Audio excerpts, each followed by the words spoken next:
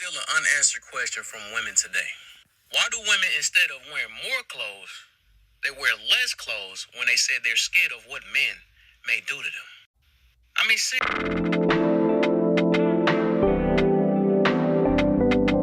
I need answers. I still haven't got one yet. If you're afraid of inappropriate things with another male, which you know less clothes attract these type of men, and you still go and wear less clothes, is you really afraid? I don't know what's going on. I still haven't got an answer yet. I get a deflection like, well, men should keep their hands to themselves. Well, we know that. I think men also shouldn't rob me when I have money here sticking out my pocket. But we live in a world, right? So please explain that to me, y'all. Why do they wear even less clothes when they're so afraid? Good morning, good morning. This is how the nasty uncles and the creepy cousins find each other online, and you can't convince me otherwise. No, seriously, because it's a formula at this point, and here's how I think it goes. Follow me for a second. A man creates a video and waits. It gains traction. He pins it to his profile because the billboard needs to be front and center. In the comments of those videos, there's always men who agree a little too hard. And so what if they all end up in each other's DMs going, yeah, you speaking facts, bro? What if somebody drops a link to a private group chat where everybody shares the same mindset? Memes start being shared. Then images start being shared.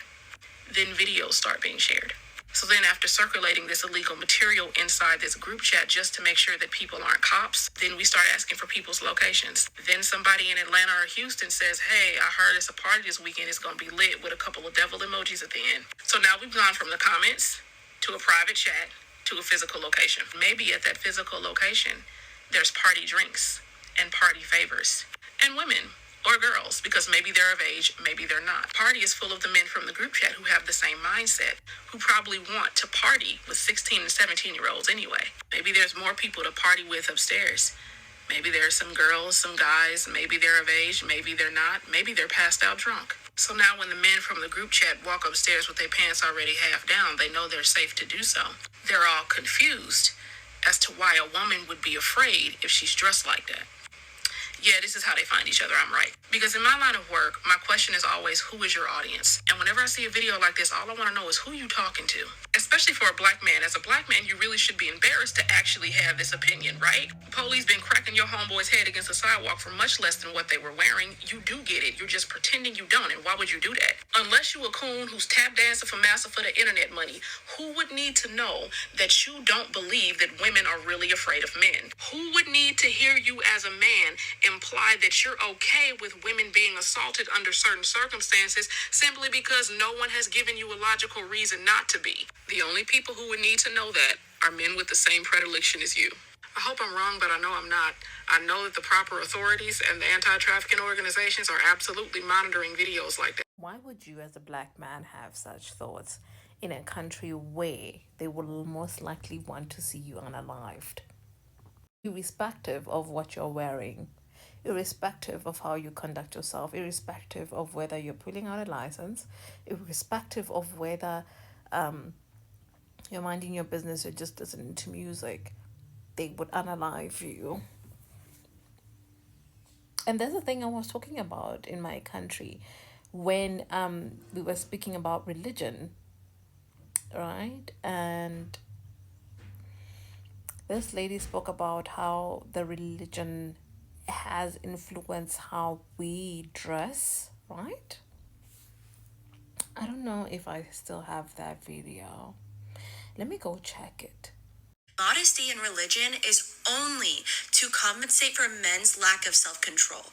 Like, they want you to dress that way because they can't stand that they can't control you, that they can't touch you any moment that they get the opportunity to. I see your shoulders. How dare you tempt me like this, you fucking demon. So they want you to dress to accommodate them and their lack of control. It's like not something for your soul and like, oh, you respect yourself more. No, you should respect yourself enough to not accommodate a man's lack of self-control. It's none of your business what they can't control.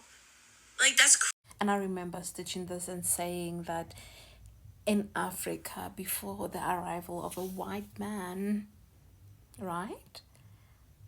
Black men in South Africa specifically, because that's where I'm from, knew how to behave. And I'm not talking about colonization, like I'm talking our forefathers before the forefathers. Do you understand? Those are the type of ancestors we are talking about. Those ones who would fight for their honors. I'm not saying that they are perfect, by the way. I'm not saying that they would never do this kind of things. I'm just saying that even when they were doing this kind of things, they did it in moderation. And there were severe consequences for doing such an act. There was a serious consequence for that behavior. And every time you did that type of thing, you know that you got yourself into trouble. You just knew it already. So when we look at this kind of content that's pushed out of this mind, well, in the internet, we know that, like she said, the other lady, that they are trying to connect with each other. And I feel like they've been bold these days. Like that, they're so bold. They have their own content. They come on lives. They talk about their desire to be with young women. And when we look at them, they don't really like young women for the fact that they are young women. They like them because they are easier to control.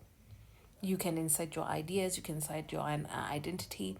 You never really have to comfort, or confront or change anything. The minute you get to me with my own fully functional brain, it's not because of body counts as well.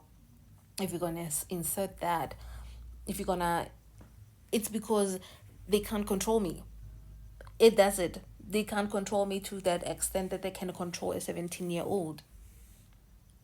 At a certain extent, that they will never befriend 17-year-old boys unless they are grooming them.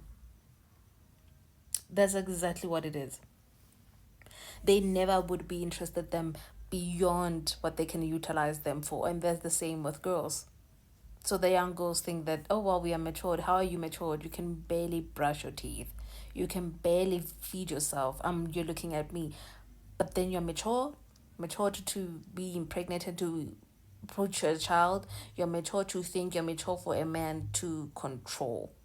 And then we question the man's leadership. We're like, oh, well, do you have the skills to lead if you're going to, groom children to love you? Because if you can't do that, you can't get a woman.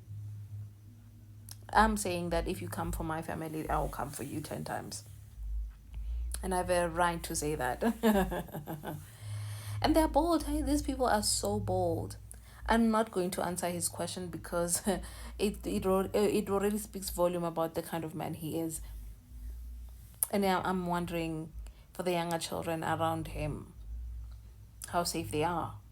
Because we know that children, even as young as 2, can get violated. But anyway, if you behave like a colonizer, I have no kind of empathy for you, hey?